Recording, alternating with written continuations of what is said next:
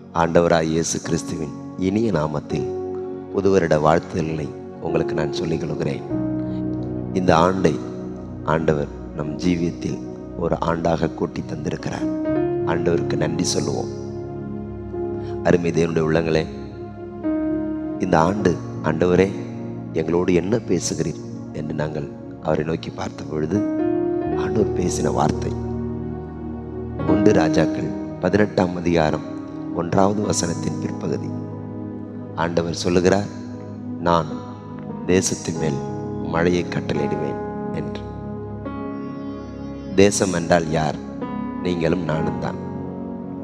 அந்த வேத பகுதியை நாம் வாசிக்கும் பொழுது அதற்கு முன்பதாக அந்த ஜனங்கள் சந்தித்த பிரச்சனை என்ன தெரியுமா? பஞ்சம், வறட்சி, கஷ்டமான சூழ்நிலை, வாழ தகுதியற்ற ஒரு நிலைமை, பல உயிர்களை சாக கொடுக்க வேண்டிய நிலை ஏற்பட்டது. நன்றாக கவனித்துக் கொள்ளுங்கள். ஆண்டவர் உங்களுக்கு சொல்லுகிறார், நீங்கள் கவலையோடு இருக்கிறீர்களா? கண்ணீரோடு இருக்கிறீர்களா? எதிர்பார்த்த காரியத்தில் ஒரு வறட்சியா, ஏமாற்றமா, மரித்து போகிற ஒரு அனுபவமா? கவலைப்படாதீர்கள்.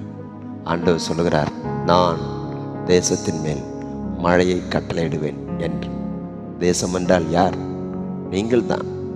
உங்கள் மேல் ஆண்டவர் ஆசீர்வாதமான மழையை கட்டளையிடுவார். மழை என்ன செய்யும்?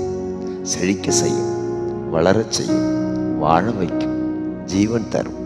ஆம், ஆண்டவராகிய இயேசு கிறிஸ்துவும் அருள்மாறி ஆகிய தம்முடைய ஆசீர்வாத மழையை நம்மேல் பொழிய செய்வார்.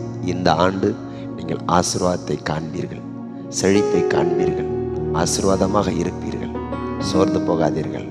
கடந்த ஆண்டு வறட்சி இனி உங்கள் வாழ்க்கையில் இருக்கப் போவது இல்லை. நம்புங்கள். பல நேரங்களில் நம்பிக்கையற்ற நிலைமைகள் வரும், நம்பிக்கையற்ற மனம் தோன்றும். ஆனால் நீங்கள் நம்புவதில் அசைவில்லாமல் இருங்கள், உறுதியாய் இருங்கள். காரணம், வாக்கு உரைத்தவர் அவர் உண்மையுள்ளவர். உங்கள் வாழ்க்கையில் தேவன் சொன்ன வாக்குறுதிகளை நிறைவேற்றுவார், நிச்சயம் நிறைவேற்றுவார். சோர்ந்து போகாதீர்கள். ஆண்டவர் உங்களை இந்த ஆண்டு எல்லா விதமான வறட்சிகள் நீங்கி உங்களை வாழ வைப்பார். ஆம், ஆண்டவரே சொல்லியிருக்கிறார், நான் தேசத்தின் மேல் மழையை கட்டளையிடுவேன் என்று.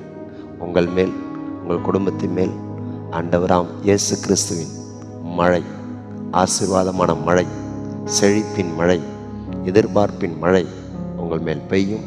நீங்கள் வாழ்ந்திருப்பீர்கள், நலமாக இருப்பீர்கள், சந்தோஷமாக இருங்கள். கர்த்தர் நம்மோடு பேசியிருக்கிறார். இந்த ஆண்டு